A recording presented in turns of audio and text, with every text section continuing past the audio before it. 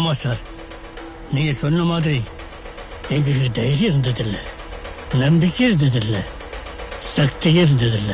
சாவு எங்க மேல குதியாட்டம் போட்டுச்சு.